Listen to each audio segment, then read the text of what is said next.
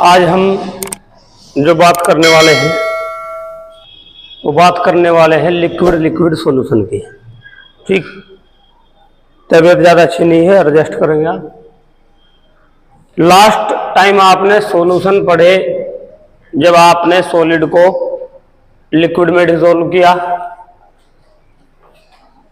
एक गैस को लिक्विड में डिसॉल्व किया, और अब आप इस पोर्शन में देखेंगे या आज के लेक्चर में देखेंगे कि जब आप एक लिक्विड को लिक्विड में डिसॉल्व कर रहे हैं। ठीक, इसके अलावा किसी वोलेटाइल लिक्विड के सॉल्यूशन को या सॉलिड लिक्विड सॉल्यूशन, ये आएगा पार्ट आगे जब हम वेपर प्रेशर डिटरमाइन कर रहे हैं उसको देखेंगे। ठीक, तो शुरू करते हैं। आज का जो टॉपिक है वो टॉपिक ये है कि आपने पार्शियल प्रेशर या वेपर प्रेशर डिटरमाइन करने हैं अलग अलग टाइप के सॉल्यूशन सिस्टम को लेकर। ठीक, ये आपका बेस है, यहीं से आप समझें। तो जो हमारा टॉपिक है ये कि वेपर प्रेशर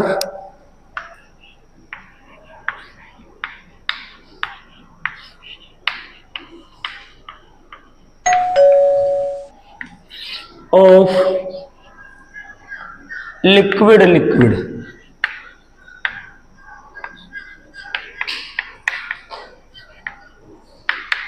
सॉल्यूशन। ठीक है भाई, अब इसमें भी ध्यान रखेंगे आप, हम क्या चीज पढ़ेंगे, वो पढ़ेंगे यहां पर बाइनरी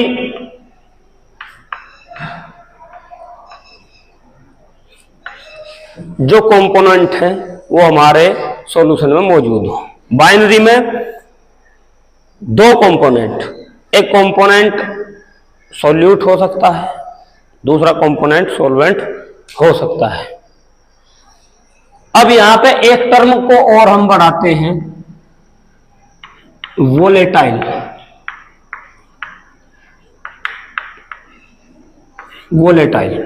बिल्कुल धीमे धीमे आपको मैं बता रहा इसके बारे में, जिससे कि आपके माइंड में गहराई तक बात पहुंचे। वोलेटाइल जो वर्ड है, इसका जो मीनिंग होता है वो होता है वाष्पशील, जो वेपर के वेपराइज हो जाता हो एटमॉस्फेरिक प्रेशर पर। ठीक, तो ऐसा वोलेटाइल सॉल्वेंट भी हो सकता है, सॉल्यूट नहीं हो सकता, या दोनों भी हो सकते हैं। ठीक, ऐसी स्थिति भी हो सकती है कि केवल सॉल्यूट ही वोलेटाइल हो, सॉल्वेंट ना हो, या ऐसी भी स्थिति हो सकती है कि दोनों ही वोलेटाइल हो। ठीक, अब यहां पे अब आप एक फिनोमिना पे अप्रोच करेंगे। ये मैं अभी आपको टर्म बता रहा छोटी छोटी जो हमारे यहां पे यूज होंगी। ठीक, डायरेक्ट भी शुरू कर सकते थे लेकिन उसमें फिर आप कुछ चीजें मिस कर जाते हैं। अब यहीं पे हम अप्रोच करेंगे किस पे, वोलेटाइल हो गया, सॉल्वेंट हो गया, सॉल्यूट हो गया, इवेपोरेशन पर।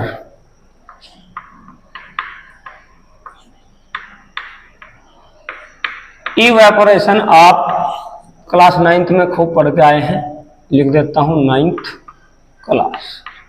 इवेपोरेशन क्या होता है, जब एटमॉस्फेरिक प्रेशर पर आप बिना टेम्परेचर इंक्रीज किए आप क्या, वो जो सॉल्यूशन है या कोई भी लिक्विड है वो ऑटोमेटिक ऑटो वेपोराइज हो रहा हो। समझे, आपने क्या किया, आप अप्रोच करेंगे। अब यहां पर कोई आपके पास एक कंटेनर है, ये रहा हमारे पास कोई कंटेनर ए मान लीजिए, जो ऊपर से क्या है, खुला है, और उसमें आपने कोई भी लिक्विड भर रखा है, मान लिया वाटर ही है उसमें। तो क्या होता है, जैसे जैसे समय बीतता जाता है वो वाटर इवेपोरेट हो जाता है, और लास्ट में एक स्थिति ऐसी आती है कि जो लिक्विड लिया है वो टोटली इवेपोरेट हो जाता है। समझे? क्लियर हुई बात? अब यहीं से शुरू हो जाता है। अब आपका टॉपिक शुरू होता है। अब आपने अप्रोच करना है कि आपके पास वही कंटेनर है, उसमें लिक्विड भी मान लीजिए वही भरा हुआ है, और उसको आपने ऊपर से बंद कर दिया टाइटली। ये बी, बस यहीं से आपका टॉपिक शुरू है। ये रहा, इसको आपने बंद कर दिया टाइटली। ठीक, तो लिक्विड लिए गए हैं क्या? वोलेटाइल। अब वोलेटाइल क्या होता है? इवेपोरेट होते हैं। समझे बात को? वोलेटाइल का मतलब है कि जो अपने आप इवेपोरेट हो जाता है, इवेपोराइज हो जाता हो, तो उसकी तो टेंडेंसी है भाई, लेकिन यहां तो ऊपर से बंद है। तो जैसे ही मॉलिक्यूल निकलेंगे वो ऊपर टकराएंगे, टकरा के फिर नीचे आएंगे, ऊपर टकराएंगे फिर नीचे आएंगे, चलता रहेगा ये काम। हो गया शुरू। आपने जैसे ढक्कन बंद किया तो काम उसमें वोलेटाइल सॉल्यूशन में शुरू हो गया। मॉलिक्यूल निकल रहे सरफेस से, ऊपर जा रहे, ढक्कन पे टकरा रहे, फिर आ रहे, टकरा रहे, फिर आ रहे। तो लास्ट में एक स्थिति ऐसी आएगी कि जब उस सॉल्यूशन से इवेपोरेट होने वाले मॉलिक्यूल्स और टकराने वाले मॉलिक्यूल्स वो लगभग इक्वलाइज हो जाएंगे, या हम कहें कि एक इक्विलिब्रियम यहां पे प्राप्त हो कि बस अब बहुत हो चुका, जो होना था हो लिया। अब जो दोनों ये वाला पोर्शन जहां पर वेपर फेज है, वेपर फेज, और ये लिक्विड सॉल्यूशन, ठीक, ये इक्विलिब्रियम पर है। यानी जितने जाने थे ऊपर वो चले गए और जितने नीचे आने थे वो आ गए। अब बस वो एक प्रकार से हम कहें कि कांस्टेंट तो नहीं कह सकते कि बस इक्विलिब्रियम पे है, जा रहे उतने नीचे आ रहे, जा रहे उतने नीचे आ रहे, उससे ज्यादा वे बढ़ नहीं सकते ना वे घट सकते। ठीक, एक इक्विलिब्रियम उन्होंने अचीव कर ली। अब वहीं पे हम अप्रोच करेंगे तो यहीं पे बात आती है कि यदि इस सॉल्यूशन के जो मॉलिक्यूल्स है जो इवेपोरेट हो रहे, उनका पार्शियल प्रेशर P1 हो। दो कंपोनेंट है इसमें, हमने बताया आपको। एक कंपोनेंट को हम मानते हैं A मान लो, या एनसीईआरटी के अकॉर्डिंग फर्स्ट मान लो, या A मान लो।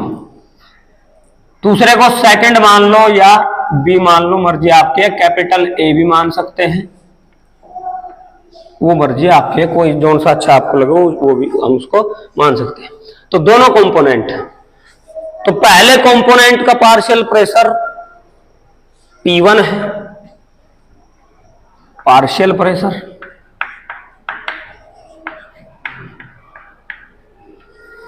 और इस कंपोनेंट के मोल फ्रैक्शन X1 है।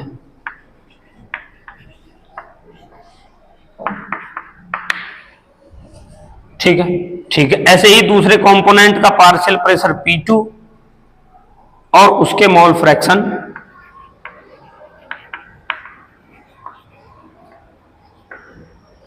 ऑफ कंपोनेंट 2 या B, partial pressure of component first या A, कुछ भी जो अच्छा लगा। ठीक है, और इसी प्रकार इसके मोल फ्रैक्शन हो जाएंगे X2, mole fraction of component B या 2। ठीक, अब यहीं पे डाल्टन जी क्या कहते हैं? डाल्टन ने एक थ्योरी बनाई कि किसी निश्चित टेम्परेचर पर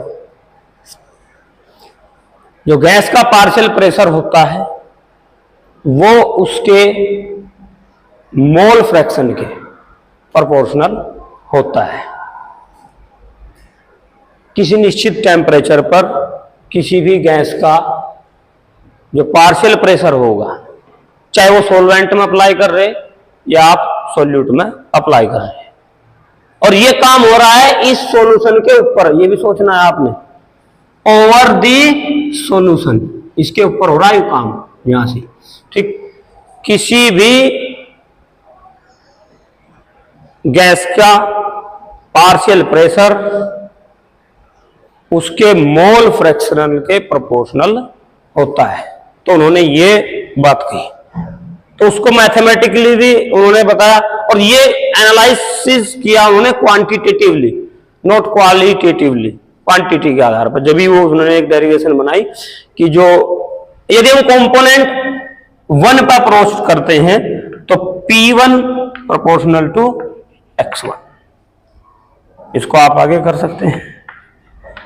P1 equal to P note 1 X1। अब ये P नोट 1 क्या है? एक प्रकार से इसे आप कांस्टेंट से रिलेटेड मान सकते हैं। ये प्योर फॉर्म में जब कंपोनेंट है, प्योर फॉर्म में कंपोनेंट का पार्शियल प्रेशर है। अब प्योर फॉर्म में पार्शियल प्रेशर जो भी होगा वो फिक्स रहेगा सबका, ठीक। अब इसी से रिलेटेड कंपोनेंट 2 पर भी हम अप्रोच कर सकते हैं, P2 प्रोपोर्शनल टू X2, और ये निकाल सकते हैं आप P2 equal to P naught two X2। ठीक हुई बात। अब यहां पर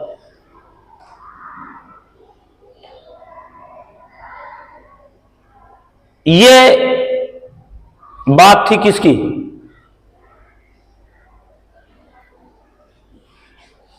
राउल्ट की। सॉरी, थोड़ा सा मिसप्रिंट हो गया माइंड से। राउल्ट की बात थी, ठीक। डाल्टन जी आएंगे, अभी आएंगे, टेंशन मत लो। ये राउल्ट का नियम था भाई, ठीक। राउल्ट का था, डाल्टन का अब आएगा। दोनों साथ में चलते हैं, एक दूसरे के पूरक हैं।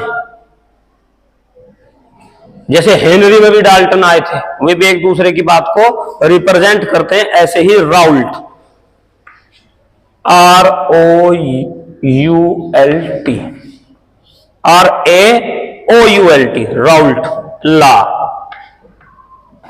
क्या कहता है कि किसी भी गैस का पार्शियल प्रेशर उसके मोल फ्रैक्शन के प्रोपोर्शनल होता है किसी भी सर्टेन टेम्परेचर पर। अब यहीं पे आते हैं कौन? डाल्टन, जिसका मैं जिक्र कर रहा था। ये राउल्ट का नियम हुआ। डाल्टन जी क्या कहते हैं? डाल्टन के अकॉर्डिंग किसी भी सिस्टम में जो टोटल प्रेशर होता है, किसी भी सिस्टम में टोटल प्रेशर जो होगा वो उसमें जितने कंपोनेंट हैं उनके पार्शियल प्रेशर का सम होगा। इस सिस्टम में 2 कंपोनेंट हैं, कंपोनेंट ए, कंपोनेंट बी, या फर्स्ट या सेकंड, जो उनके पार्शियल प्रेशर है डाल्टन उसके राउल्ट के अकॉर्डिंग, इन दोनों का जो सम होगा वो टोटल प्रेशर होगा। डेफिनेटली बात है भाई, ये अपना अलग कंट्रीब्यूशन कर रहा है, ये अपना अलग, इसके मॉलिक्यूल अलग से प्रेशर बना रहे, सॉल्वेंट के अलग से प्रेशर बना रहे, दोनों को जोड़ देंगे तो टोटल प्रेशर हो जाएगा, नहीं हो जाएगा। तो यही डाल्टन का लॉ था। तो यहीं से निकल के आता है P टोटल। P टोटल क्या? P1 plus P2। ये अब यहां पे अप्रोच करेंगे, एक बड़ी खास चीज बताऊंगा आपको एनसीईआरटी से अलग। देखिए P टोटल हो गया, P1 प्लस P2। अब इनकी वैल्यू पुटअप करते हैं, चलो वैल्यू रखते हैं। तो P टोटल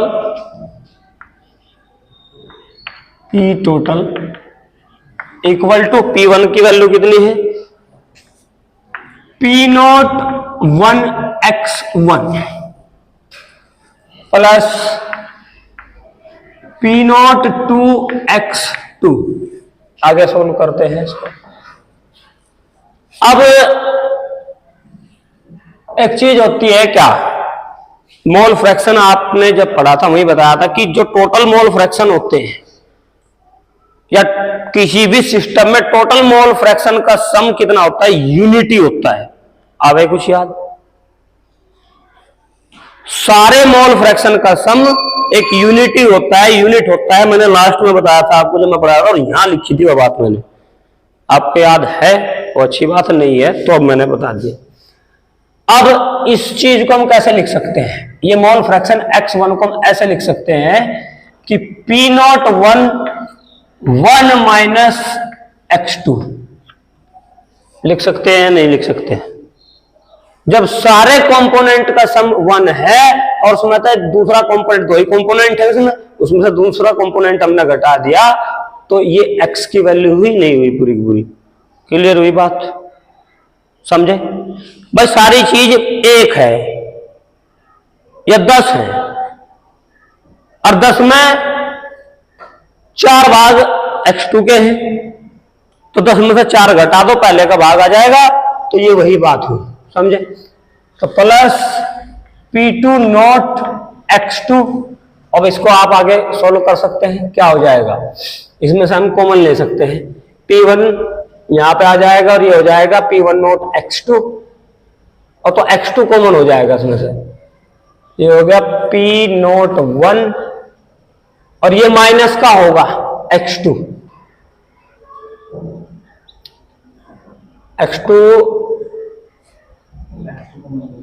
मैं डायरेक्ट करूं या सोल्व करके करूं, ये बताओ? डायरेक्ट हो जाएगा, आप समझ लेंगे। इसकी मल्टीप्लाई इसमें करेंगे, क्या हो जाएगा P नॉट 1 x2 और x2, इधर भी x2 हम क्या ले लेंगे, कॉमन ले लेंगे, नहीं ले लेंगे, हो जाएगा ना। तो ये हो जाएगा x2 लिया आपने कॉमन और ये हो गया P not 2 minus P not 1, ये रहा, समझे बात को? ठीक। अच्छा, ये अप्रोच किया है कब, जब उसने यूनिटी मानना किस है, x1 को यूनिटी के अकॉर्डिंग मानते हुए। इसके दूसरी साइड पे आप चल सकते हैं, कैसे, इसको मान लो यूनिटी, अब हम यूनिटी में से x1 घटाएंगे, ठीक, तो ये क्या हो जाएगा, इसको मानते हैं P नॉट 1 x1, दूसरे मॉलिक्यूल पे भी अप्रोच कर सकते हैं, plus P not 2 1 minus x1 लिख सकते हैं, नहीं लिख सकते हैं इसको? एक बार अप्रोच किया दूसरे मॉलिक्यूल पे, उसमें से x2 घटाया, इस बार x1 भी तो घटा सकते हैं। ये दोनों रिलेशन है, वो एनसीईआरटी में एक का ही दे रखा है, एक साइड का ही दे रखा है, एक ही हिस्से में सोच कर अप्रोच कर रहा हो, दूसरी साइड भी आप अप्रोच कर सकते हैं अपने तरीके से। वही चीज दूसरे पे भी तो अप्लाई हो सकती है, दूसरे कंपोनेंट पे अप्लाई कर सकते हैं। तो यहीं से क्या बन सकता है इसका, ये बन जाएगा इसका P नॉट 2 प्लस x1 और P नॉट, ये हो जाएगा P not 1 minus P not 2, इस प्रकार, ठीक है। देखते हैं करके, P नॉट 2, ठीक है, P नॉट x1 कॉमन ले लिया, माइनस के P नॉट 2, ठीक है भाई, सही है। ये दूसरे साइड का अप्रोच है, एनसीईआरटी ने एक ही दिमाग से सोचा है, दूसरे आप नहीं सोचा, तो उस साइड भी आप चल सकते हैं। अब ये एक रिलेशन आती है, ये इक्वेशन है, या तो आप ये मान सकते हैं बात दोनों की एक ही है, या आप ये मान सकते हैं कोई सी भी जोन से आपको अच्छी लगे उसी तरीके से आप कर सकते हैं। और एक यहाँ पे एक ग्राफिकल रिप्रेजेंटेशन आता है इस प्रकार, मोल फ्रैक्शन में और पार्शियल प्रेशर में।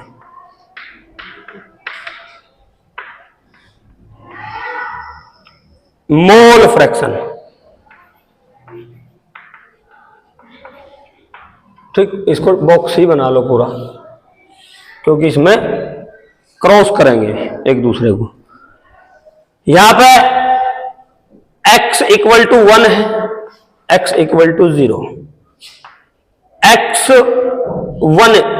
x1 x2 इक्वल टू 0 और x2 इक्वल टू 1।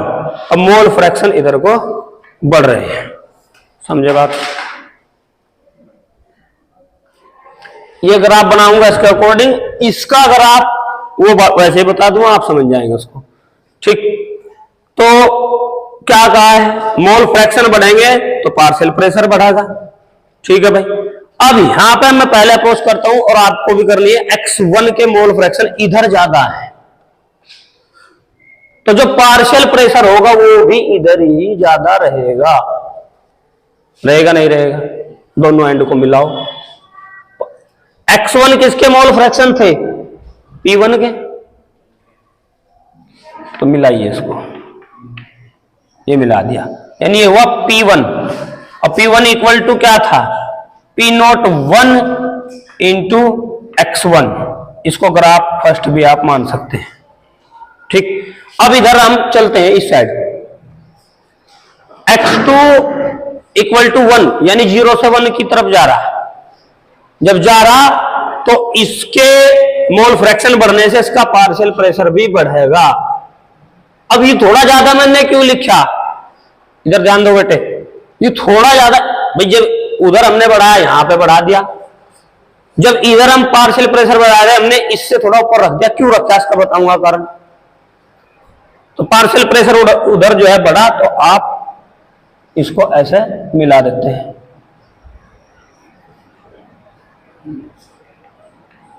ये ठीक है, हो गया।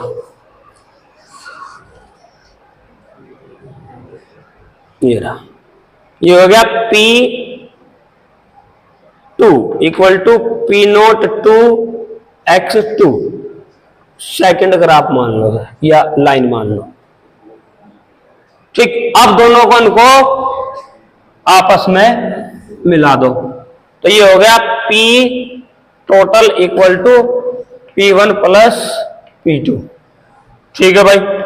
ये हो गई थर्ड लाइन आपकी, ठीक।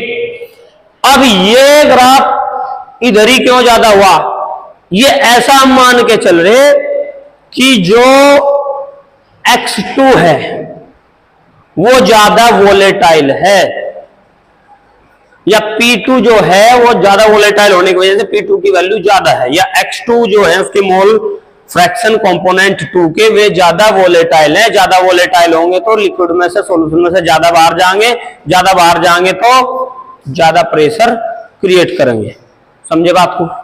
ये हुई बात, ये आपका ग्राफिकल रिप्रेजेंटेशन। अब इस चीज पे मैं जाऊं, बात नहीं रही।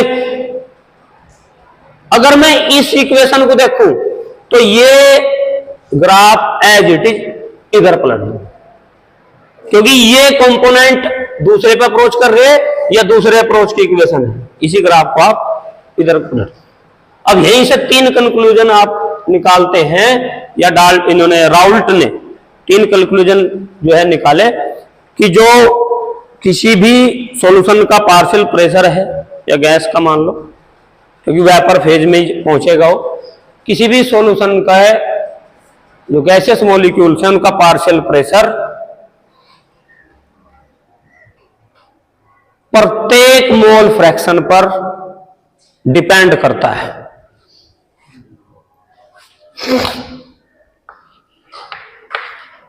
Depend on each mole fraction या ईच कंपोनेंट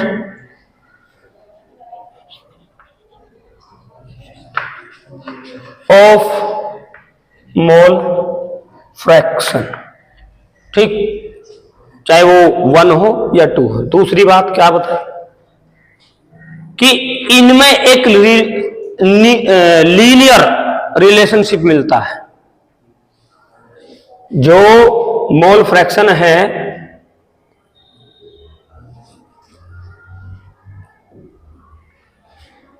किसी भी सॉल्यूशन का पार्शियल प्रेशर लीनियरली रिलेटेड होता है मोल फ्रैक्शन के।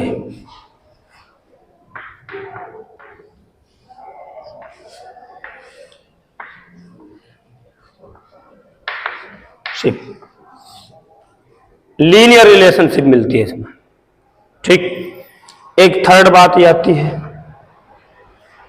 कि कोई भी कंपोनेंट या कोई भी पार्ट, चाहे वो फर्स्ट हो या सेकंड हो, या हम ऐसे भी कह सकते हैं दूसरी भाषा में, चाहे वो सोलवेंट हो या सोल्यूट हो, जो जितना ज्यादा वोलेटाइल होगा उसका पार्शियल प्रेशर उतना ही ज्यादा होगा।